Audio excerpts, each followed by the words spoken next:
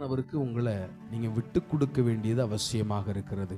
ஆகையினால இந்த நாளிலும் கூட நீங்கள் இந்த திருவசனத்தின் மூலியமாய் உங்களை நாம் விட்டு கொடுப்பீர்கள் என்றால் நிச்சயமாய் ஆவியானவர் எங்கேயோ அங்கு விடுதலை உண்டு. ஆமென். ஆவியானவருக்கு நம்மளை எப்படி பாஸ்டர் விட்டு கொடுப்பது? அப்படிதான் இன்னைக்கு ஒரு சில வசனத்தின் மூலியமாய் நாம் வாசித்து தெரிந்து கொள்ள போகிறோம். வேதத்தை திருப்பி சகரியாவின் புஸ்தகம் 4ஆம் அதிகாரம் 6வது வசனம் 7வது வசனத்தை நம்ம வாசிக்கலாம். அப்பொழுது அவர் செருபாபேலுக்கு சொல்லப்படுகிற கர்த்தருடைய வார்த்தை என்னவென்றால் பலத்தினாலும் அல்ல பராக்கிரமத்தினாலும் அல்ல என்னுடைய ஆவியினாலே ஆகும் என்று சேனைகளின் கர்த்தர் சொல்லுகிறார். போதும். அல்லேலூயா. யாருடைய ஆவியினாலே? என்னுடைய ஆவியினாலே, கர்த்தருடைய ஆவியினாலே ஆகும். ஏனென்றால் பலத்தினாலே அல்ல, பராக்கிரமத்தினாலே அல்ல. சில காரியமெல்லாம் நாம் தேவ சமூகத்தில் விட்டு கொடுக்க வேண்டும். எவ்வளவுதான் நம்ம போராடினாலும் பல நேரங்களில் நம்ம தோற்று போயிருக்கிறோம். பல நேரங்கள் வேதனை மாத்திரம்தான் நமக்கு அதிகமாய் வந்திருக்கிறது. பலத்தை கொண்டு மோதி நாம் அநேக நேரங்களிலே தோற்று போகிறோம். ஆனால் வேதம் சொல்லுகிறது, உங்க பலத்தினாலே அல்ல, உங்க திறமையினாலே அல்ல, என்னுடைய ஆவியினாலே கர்த்தர் கிரியை செய்ய வல்லவராக இருக்கிறார். அல்லேலூயா. இப்ப கர்த்தருடைய ஆவிக்கு நாம் விட்டு கொடுக்க வேண்டும். இங்கு செருபாபேல் என்று சொல்லப்படுகிற ஒரு மனிதனை குறித்து நம்ம இந்த இடத்துல நம்ம வாசிக்கிறோம். இவன் எதற்காக தன் பலத்தை கொண்டு போக விரும்புகிறான்? எதற்காக தேவ சமூகத்திலே ஆண்டவரே உமது ஆவி எனக்கு வேண்டும் என்று சொல்லி தேவ சமூகத்திலே ஜெபிக்கிறான் என்றால், எருசலேமிலே சாலமோன் கட்டின ஆலயம் இப்ப என்னவா மாறிடுச்சுன்னு கேட்டா, அது இடிக்கப்பட்டது, அது பழுதாய் போய்விட்டது. அதை மறுசீரமைப்பு பண்ணுவதற்காக இந்த செருபாபேல் கடந்து போகும் பொழுது அவன் கரங்களிலே ஒன்றுமே இல்லை. நான் எப்படி இதை மீண்டுமாய் கட்ட முடியும்? எப்படி இந்த ஆலயத்தை மீண்டும் நான் புதுப்பிக்க முடியும்? ஏனென்றால் சாலமோன் கட்டும் பொழுது தாவீது கட்டுவதற்காக சகல பொருட்களையும் என்ன செய்தாரா? வைத்திருந்தார். பணங்களை வைத்திருந்தாரு, பொண்ணை வைத்திருந்தாரு, கேதுரு மரங்களை எல்லாம் வைத்திருந்தார். ஆனா இப்போ இந்த செருபாபேல் கையில என்ன இல்ல? ஒண்ணுமே இல்ல. ஆனா ஒன்னே ஒரு ஆசை இருக்கு, நான் இதை கட்டணும். அல்லேலூயா. ஆசை மாத்திரம்தான் இருக்கு. ஆனால் அதுக்கேற்ற ஒரு வழியும் இல்லை. ஏன்னா இப்ப இவங்க எல்லாம் எங்க இருந்து வந்திருக்கிறாங்க அப்படின்னு கேட்டா, சிறையிலிருந்து வந்திருக்கிறார்கள், அடிமைத்தனத்திலிருந்து வந்திருக்கிறார்கள். எங்களால என்ன செய்ய முடியும்? கொஞ்சம் பலன் இருக்கு, இந்த பலத்தை வச்சு ஏதோ சுத்தம் பண்ணலாமே தவிர, ஆனா வெளியிருந்து வாங்குவதற்கு எங்களுக்கு என்ன இல்லை? பணம் இல்லை. எதை வைத்து நான் கட்டுவேன்? ஆனா எனக்கு ஒரு ஆசை, கர்த்தருடைய ஆலயம் கட்ட. அப்பதான் என் ஆண்டவர் அவனோடு கர்த்தர் பேசுகிறார். செருபாபேலே, உன் பலத்தினால இது என்ன செய்ய முடியாது? கட்ட முடியாது. இந்த ஆலயத்தை கட்டுவதற்கு நீ பிரயாசப்படுகிறாய், நல்லது. ஆனால் இது எதால கட்டப்படும் என்று கேட்டால், என்னுடைய ஆவியினாலே. இன்னைக்கு நம்ம எல்லாரும் இந்த இடத்துல அமர்ந்திருக்க எல்லாருமே ஒரு ஆலயத்தை கட்டுவதற்கு தான் நம்ம என்ன செய்யறோம்? பிரயாசப்பட்டு கொண்டு இருக்கிறோம். ஏன்னா வேதம் தெளிவா சொல்கிறது, உங்கள் இருதயமே ஒரு ஆலயம். இந்த ஆலயத்தை நான் பரிசுத்தப்படுத்திக்கணும், இந்த ஆலயத்தை நான் கரைபடாம காத்துக்கணும். அப்படி நம்ம எவ்வளவோ பிரயாசப்படுறோம். இதை பரிசுத்தப்படுத்துவதற்கு, இதை காத்துக்கொள்வதற்கு வசனங்கள், ஆராதனை, பாடல்கள் எல்லாமே கேட்கிறோம். ஆனால் மீண்டும் மீண்டும் மீண்டும் என்னை பாவ பழக்கத்துல, கெட்ட வார்த்தையில, அசிங்கத்துல என்ன செய்கிறதா? என்ன கரையாக்கி கொண்டே இருக்கிறது.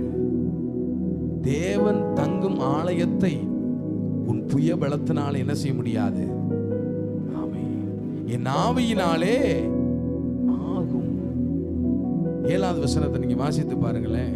பெரிய பர்வதமே நீ எம்மாத்திரம் செருபாபேலுக்கு முன்பாக நீ சமபூமி ஆவாய். தலைக்கல்லை அவன் கொண்டு வருவான். அதற்கு கிருபை உண்டாவதாக என்று ஆர்ப்பரிப்பார்கள் என்றார். பின்னும் கர்த்தருடைய வார்த்தை எனக்கு உண்டாகி அவர் செருபாபேலின் கைகள் இந்த ஆலயத்துக்கு அஸ்திபாரம் போட்டது. அவன் கைகளே இதை முடித்து தீர்க்கும். அதனால் சேனைகளின் கர்த்தர் என்னை உங்களிடத்திற்கு அனுப்பினார் என்றான். அல்லேலூயா. என் கையினாலே தொடங்கப்பட்டதை கர்த்தர் முடிக்க கிருபை செய்வார். எத்தனை பேர் ஆமென் சொல்ல முடியும்? ஏன்னா என் புயத்துல இப்ப நான் போல ஆவியானுடைய துணையோடு இருக்கிறேன். செருபாபேலே நீ எம்மாத்திரம். இன்னைக்கு உங்க இருதயத்தை பரிசுத்தப்படுத்துவதற்கு பிசாசானவன் பலவிதமான போராட்டங்கள், பலவிதமான நிந்தனைகள், பலவிதமான கிரியைகளை பிசாசு உங்களிடத்திலே கொண்டு வந்தாலும் வேதம் சொல்லுகிறது கர்த்தர் உனக்கு முன்பாய் அதை எப்படி மாற்றுவார்னு கேட்டா சமபூமியாய் கர்த்தர் மாற்றுவார். அவன் ஒரு நாள் மேற்கொள்ள போவதே அல்ல. ஏன்னா இப்ப நான் சுயபலத்துல நிக்கல, கர்த்தருடைய ஆவியினாலே நிற்கிறேன். ஆவியின் பலத்தோடு நிற்கிறேன். ஆவியினாலே, பரிசுத்த ஆவியினாலே. அதனாலதான் சபையில பரிசுத்த ஆவி என்ன செய்யுங்க, பெற்றுக்கொள்ளுங்க. ஏன்னா 1 கொரிந்தியரின் புஸ்தகம் 3வது அதிகாரம் 16வது வசனம் இப்படி சொல்லப்படுகிறது. 1 கொரிந்தியர் 3வது அதிகாரம் 16வது வசனம். நீங்களே தேவனுடைய ஆலயமாய் இருக்கிறீர்கள் என்று தேவனுடைய ஆவி உங்களில் வாசமாய் இருக்கிறார் என்று அறியாதிருக்கிறீர்களா? அல்லேலூயா. நீங்களே தேவனுடைய ஆலயமாய் இருக்கிறீர்கள். நீங்கள்லாம் யாரு? தேவன் தங்கும் ஆலயம்.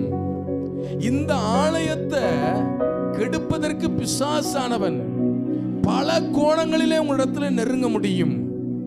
ஆனா அவனை உன் பலத்தினால போய் நிக்க முடியாது. உன் திறமையினால அவனை தடுக்க முடியாது. நீ எதோட இணையணும் கேட்டா ஆவியானவரோடு. இந்த ஆவியானவரோடு இணையும் பொழுது என் தேவன் சொல்லுகிறார், நீங்கள் கைகளினால் எடுத்ததை கர்த்தர் முடிக்க கிருபை செய்வார். இருதய பரிசுத்தப்படுத்தணும். இந்த ஹார்ட், இந்த இருதயம் வஞ்சகம் இருக்கக்கூடாது, கோபம் இருக்கக்கூடாது, களியாட்டு இருக்கக்கூடாது. இதெல்லாம் என்ன? கரை. இந்த கரைய நீக்க வேண்டும் என்றால் எனக்கு ஒரு துணை தேவை. அதுதான் பரிசுத்த ஆவியானவர். அந்த துணையோடு நீ நிற்கும் பொழுது நான் விசுவாசிக்கிறேன், நிச்சயமாய் கர்த்தர் உங்க இருதயத்தை பரிசுத்தப்படுத்துவா. இந்த ஆலயம் பரிசுத்தமாய் கட்டப்படும். அல்லேலூயா. இந்த ஆலயத்திலே தேவன் வந்து தங்குவா. இந்த இருதயத்தை நீங்க பரிசுத்தப்படுத்து. பல நேரங்கள் இந்த இருதயம் எப்படி இருக்கு நீங்களே ஆராய்ந்து கொள்ளுங்கள். கரையா இருக்கா? அதனாலதான் ஆண்டவர் தெளிவாய் சொல்லுகிறாரு, உங்க மனசாட்சிக்கு தெரியும் நான் எப்படிப்பட்டவன் அப்படின்னு. வெளி தோற்றம் வேணா அப்படி இருக்கலாம், ஆனா என்னுடைய மனசாட்சிக்கு தெரியும் உள்ள நானு கரையா இருக்கிறேனா இல்ல பரிசுத்தமா இருக்கிறேனா. உங்களை நீங்களே என்ன செய்யுங்க, சோதித்து பாருங்கள். ஆண்டவர் சொல்றாருல, உங்களை நீங்களே ஆராய்ந்து பாருங்க, சோதித்து பாருங்க. ஏன்னா இந்த ஆலயத்தை நீ கட்ட நீ விரும்புவாய் என்றால் உன்னோடு கரம் கோக்க பரிசுத்த ஆவியானவர் இறங்கி வருவா. அல்லேலூயா. இது எதால கட்டப்படும் கேட்டா, பலத்தினாலே அல்ல, பராக்கிரமத்தினாலே அல்ல, கர்த்தருடைய செர்பாவேல் ஒன்றும் இல்லை, தேவ ஆவியோடு இணைந்து செயல்பட்டதனாலதான் கர்த்தர் மீண்டுமாய் அவன் துவங்கினதை தேவன் நிறைவாய் முடிக்க கர்த்தர் கிருபை செய்தார். எத்தனை பேர் ஆமென் சொல்ல முடியும்? ஆமென். இன்னைக்கு உங்க வாழ்க்கையில துவங்கினதை பாதி வழியில நிக்குதா? உங்க வாழ்க்கையில துவங்கின காரியங்கள், பொருத்தன காரியங்கள், நான் ஜெபிப்பேன், ஆண்டவருக்காக நிற்பேன், ஆண்டவருடைய நாம மகிமைக்காக நான் ஓடுவேன், எத்தனை பொருத்தனைகள், எத்தனை தேவ சமூகத்துல நம்மளை தாழ்த்தி ஒப்பு கொடுத்திருக்கிறோம். அதெல்லாம் எங்கே பாதியில நிக்குதா? இன்னைக்கு ஆண்டவர் சொல்லுகிறார், மீண்டும் அதை கட்ட கர்த்தருடைய ஆவியானவரை நீ பயன்படுத்துவாய் என்றால், பாவியானவரை வாஞ்சிப்பாய் என்றால், நீ இழந்து போன ஆசீர்வாதத்தை மீண்டுமாய் பெற கர்த்தர் கிருபை செய்வார். இடிக்கப்பட்டதை கர்த்தர் மீண்டும் கட்டுவார். செர்பாவேலோடு இருந்தவர் இன்னைக்கு உன்னோடு கர்த்தர் இருப்பார். எத்தனை பேர் ஆமென் சொல்ல முடியும்? அல்லேலூயா.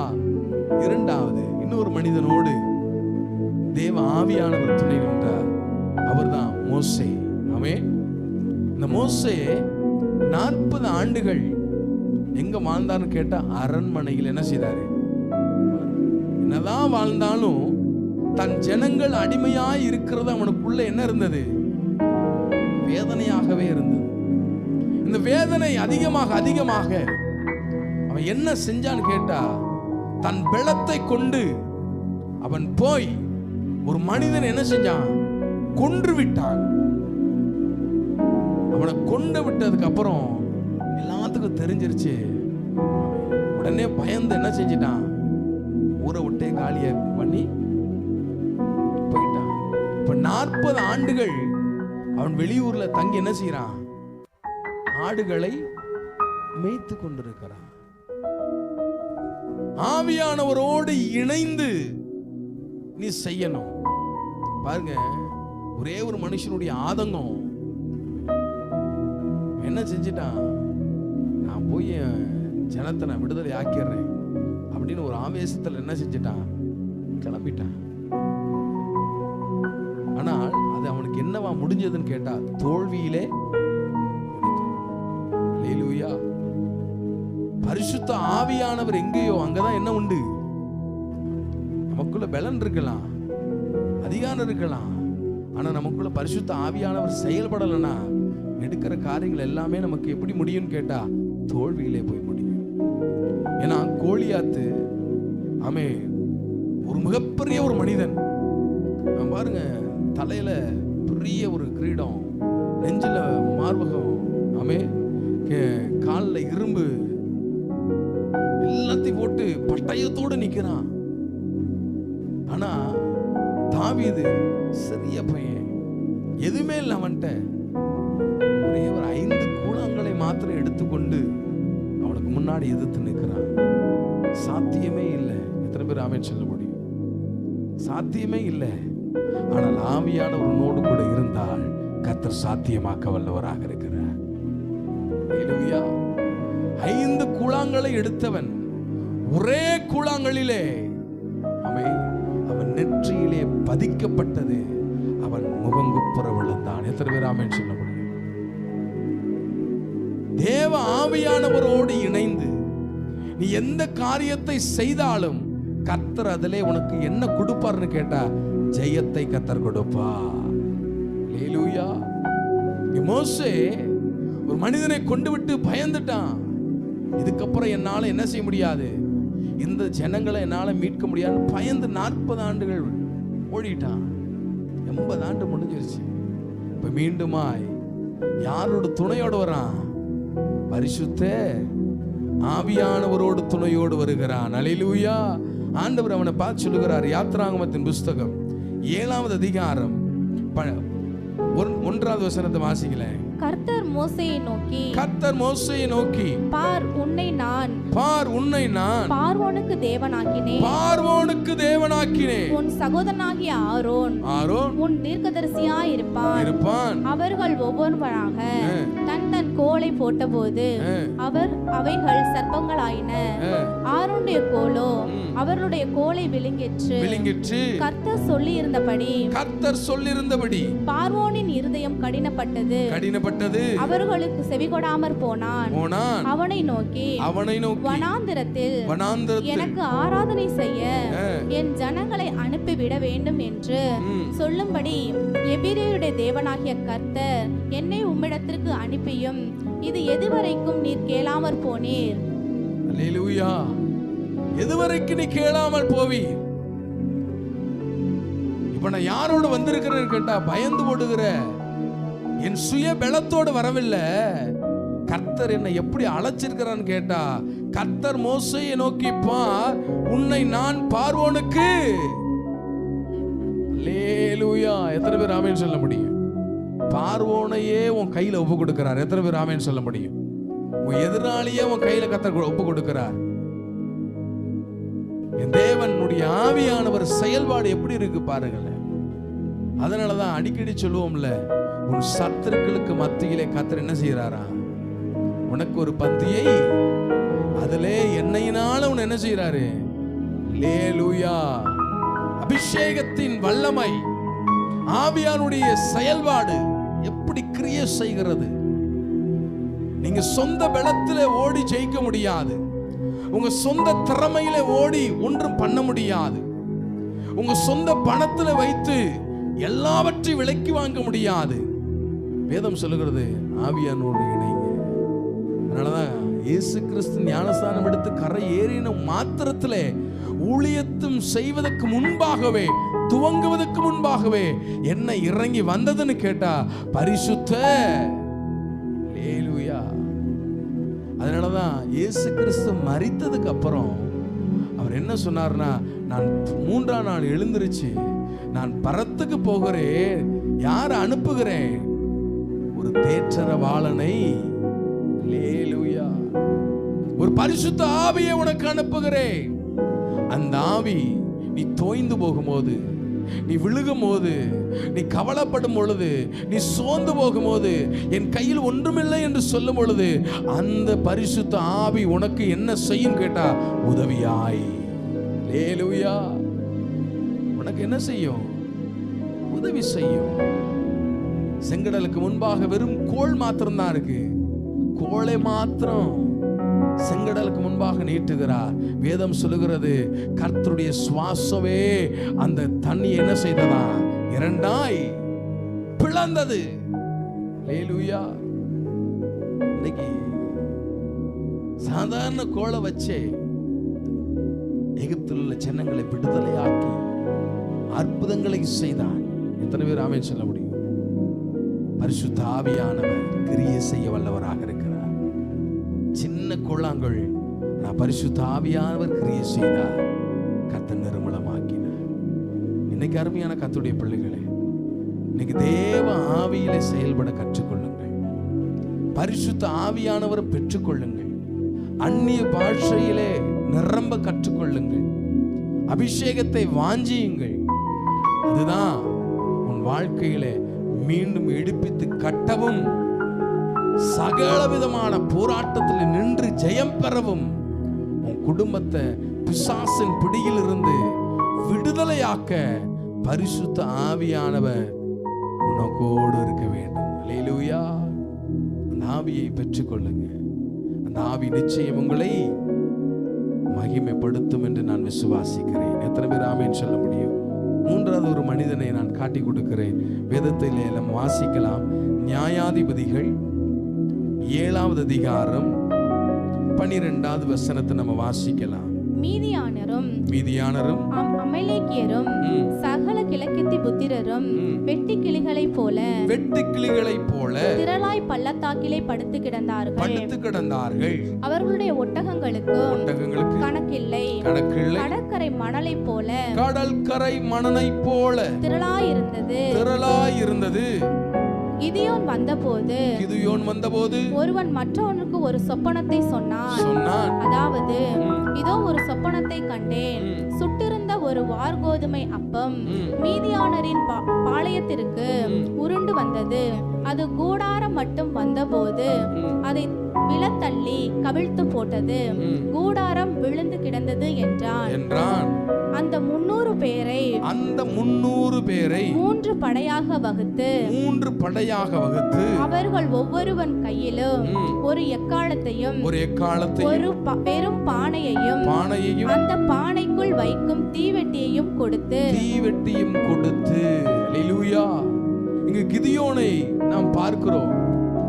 இங்கு எப்படிப்பட்ட படைகள் இவனை சூழ்ந்திருக்கிறது என்று கேட்டால், வெட்டுக்கிளியை போல ஒட்டகங்களுக்கு கணக்கே, கடல் மணலை போல குமிந்து கிடக்கிறார்கள். இந்த யுத்தத்திலே நான் எப்படி ஜெயிக்க முடியும்? ஆண்டவர் சொல்றாரு, இவ்வளவு பேர் வேணாம், சில நபரை தெரிந்து கொள். அந்த நபர் எப்படி இருக்கணும்னு கேட்டா, ஆவியோடு இருக்கணும். அல்லேலூயா. எப்படி இருக்கணுமா? ஆவியோடு இருக்கணும். 20,000 பேர் அமிச்சிட்டாரு. ஆண்டவரே, திரளான ஜனங்கள் இருக்கிறாங்களே, கடல் மணலை போல படுத்து இருக்கிறாங்களே, இவர்களை இந்த 300 பேரை வைத்து நான் எப்படி இந்த யுத்தத்தை நடத்த முடியும்? தோற்று விடுவேன். ஆண்டவர் சொல்லுகிறாரு, உன் பலத்தினால போகாத, என் ஆவியானவருடைய துணையோடு. அல்லேலூயா. என் ஆவியானுடைய பலத்தோடு நீ போ. கர்த்தர் உனக்கு என்ன கொடுப்பார்னு கேட்டா, ஜெயத்தை கத்த தருவா. அல்லேலூயா. நீங்க நம்முடைய வாழ்க்கையில நிறைய கஷ்டங்கள், திருமணம்லாம் கஷ்டம், வெட்டுக்கிளியை போல குமிந்து கிடக்கிற கஷ்டங்கள், இதெல்லாம் எப்படி நான் ஃபேஸ் பண்ணுவேன்? இதெல்லாம் எப்படி நான் முடித்து எழும்பி என் வாழ்க்கையை ஒரு சக்சஸ்ஃபுல்லா கொண்டு போறதுன்னு இன்னைக்கு அநேகருடைய வாழ்விலே ஒரு கேள்வியா தான் இருக்கு. எப்படி நான் ஜெயம் பெற முடியும்? எப்படி நான் வளர முடியும்? ஏன்னா கடல் மணலை போல பிரச்சனைகள், பாவங்கள் இனி சூழ்ந்து கொண்டிருக்கிறது. ஆண்டவர் இன்னைக்கு உன்னை கரம்படி சொல்லுகிறார், ஆவியானவர் உன்னோடு கூட இருக்கிறார். எத்தனை பேர் ஆமென் சொல்ல முடியும்? நடந்த சம்பவம் தரிசனத்தை காட்டினது மூலியமாய் அவன் ஒரு வார்கோதுமையை உருட்டி போடும் பொழுது, அந்த இடத்துல கூடாரத்திலே இடிக்கும் பொழுது எத்தனாயிரம் ஜனங்கள் இருந்தார்களோ அவர்களே ஒருவர் வெட்டுண்டு என்ன செய்தார்களாம்? செத்து போனார்கள். எத்தனை பேர் ஆமென் சொல்ல முடியும்? சொல்லுங்க. கர்த்தர் உனக்காய் யுத்தம் பண்ணுவா. பரிசுத்த ஆவியானவர் உனக்காய் யுத்தம் பண்ணுவார். எத்தனை பேர் ஆமென் சொல்ல முடியும்?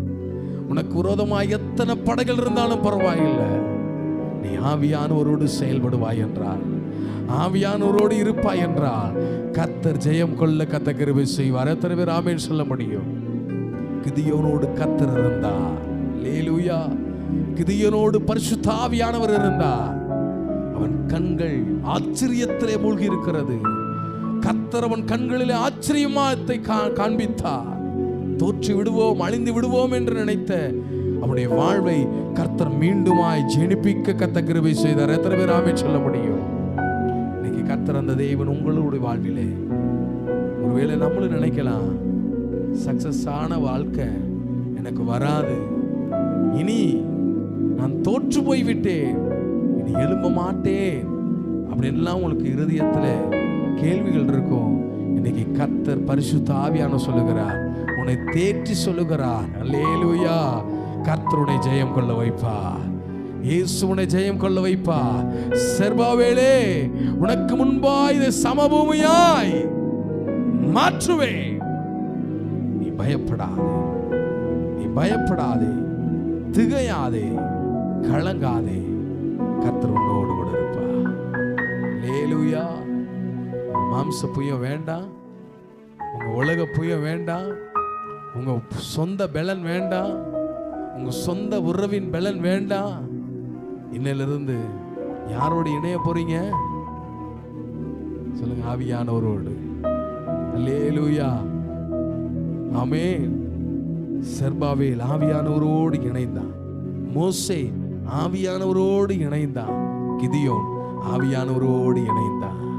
கர்த்தர் பெரும் பெரும் காரியங்களை கர்த்தர் செய்தார். இன்னைக்கு நான் ஆவியானவரோடு இணைவேன்னு சொல்றவங்க மாத்திரம் இருந்த இடத்துல நம்ம எல்லாரோட எழுந்திருச்சு நின்று சொல்லலாமா? நன்றி. இவ்வளவு நாள நான் தனியா ஓடி பார்த்தேன், இவ்வளவு நாள நான் அங்கங்க ஓடி திரிந்தேன். ஆனா இன்னிலிருந்து ஆவியானவரோடு எத்தனை பேர் நம்பிக்கையோடு சொல்ல முடியும்? பரிசுத்த ஆவியானவரோடு நான் இணைந்து ஓடவ என்னை ஒப்பு கொடுக்கிறேன் என்று சொல்லுகிறவர்கள் உள்ளத்தின் ஆழத்தில் உங்க கண்களை மாத்திரம் மூடி, நன்றி அப்பா, என் தேவன் உனக்கு உதவி செய்ய வருகிறார். பரிசுத்த ஆவியானவரோடு இணைந்து, பரிசுத்த ஆவியானவரோடு இணைந்து வாழ்க்கை ஜெயமாய் முடிய கர்த்தர் கிருபை செய்வார். கர்த்தர் நன்மை செய்வார் என்று விசுவாசிக்கிறவர்கள் மனப்பூர்வமாய் தெய்வ சமூகத்தில் நம் காணிக்கைகளை செலுத்தி நாம் இருந்த இடத்திலே நான் நிற்போம். கர்த்தர் நம்மளை ஆசீர்வதிப்பார். நன்றி அப்பா. தடைகளை உடைப்பவர் நம் முன்னே போவா, ஓசன்னா ஜெயம் என்று ஆர்ப்பரிப்போமே. தடைகளை உடைப்பவர் நம் முன்னே போவா, ஓசன்னா ஜெயம் என்று ஆர்ப்பரிப்போமே. வில்லை உடைத்திடுவார், ஈட்டியை முறித்திடுவார். வில்லை உடைத்திடுவார், ஈட்டியை முறித்திடுவார். ரதங்களை அக்கினியால் சுட்டரிப்பாரே, ரதங்களை அக்கினியால் சுட்டரிப்பாரே. ஆபிரகாமின் தேவன் அவர் ஈசாக்கின் தேவன், யாக்கோபின் தேவன். ஆபிரகாமின் தேவன் அவர் ஈசாக்கின், யாக்கோபின் தேவன் அவர் நம்முடைய தேவன். வழிகளெல்லாம் வழிகளாக்குவார், எம் பாதையெல்லாம் நன்றியோடே. மழைகளெல்லாம் glory, எம் பாதையெல்லாம் கலங்காதே, கலங்காதே, திகையாதே, நிச்சயமாகவே கலங்காதே.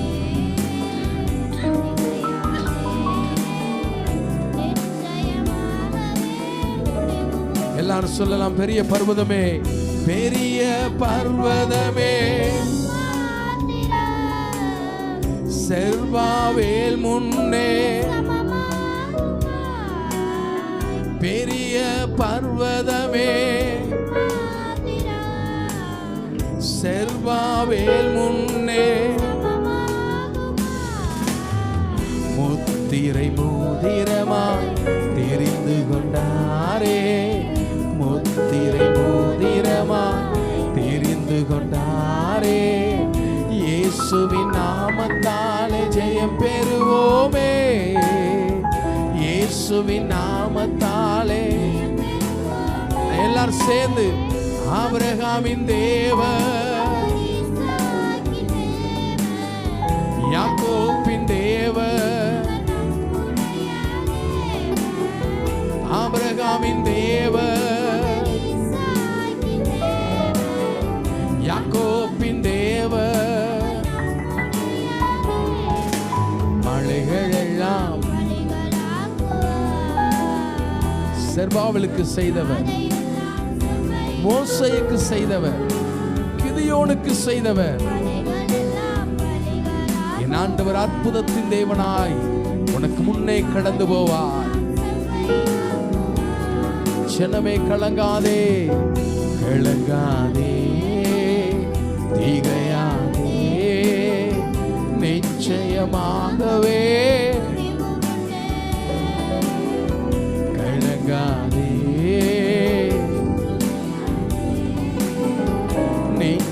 நிச்சயமாகவே ஆபிரகாமே ஆபிரகாமின் தேவன், அவர் ஈசாக்கின் தேவன், யாக்கோபின் தேவன், அவர் நம்முடைய தேவன். ஆபிரகாமின் தேவன், அவர் ஈசாக்கின் தேவன், யாக்கோபின் தேவன், அவர் நம்முடைய தேவன். ஆபிரகாமின் தேவன். பரிசுத்தமுள்ள நல்ல தகப்பனே, இந்த நல்ல ஆசீர்வதிக்கப்பட்ட இந்த நல்ல பரிசுத்த ஓய்வு நாளுக்காக நன்றி. இந்த நாளிலும் உம்மை ஆராதிக்க இந்த கர்த்தர்களை அழைத்து வந்திருக்கிறீர். ஒவ்வொரு பகுதிகளாய் நீர் அசைவாடினதுக்காக இந்த நாம மகிமைக்காக நன்றி செலுத்துகிறேன். இந்த நாளிலும் ஆண்டவரே கொடுக்கப்பட்டதான காணிக்கைக்காக தசமபாகங்களுக்காக நான் ஜெபிக்கிறேன். கர்த்தரதை எவர்விதமாய் கர்த்தர் நீர் ஆசீர்வதிப்பீராக. இந்த நாளிலே 3 நபரோடு பரிசுத்த ஆவியானவர் நீர் அசைவாடி அவர்களை சகல விதத்திலும் ஜெயம் பெற கிருபை செய்தவர். இந்த நாளிலும் உம்முடைய பரிசுத்த ஆவியோடு நாங்கள் இணைந்து ஒவ்வொரு காரியத்திலும் ஜெயம் பெற கர்த்தர் கிருபை செய்யும்படியாய் ஜெபிக்கிறோம். அந்த தெய்வ ஜனத்தை கர்த்தர் ஆசீர்வதிப்பீராக. சிறு பிள்ளை முதற்கொண்டு பெரியோர் உழைக்கும் கர்த்தருடைய நாமம் மகிமைப்படட்டும். இயேசு கிறிஸ்துவின் நாமத்தில் ஜெபம்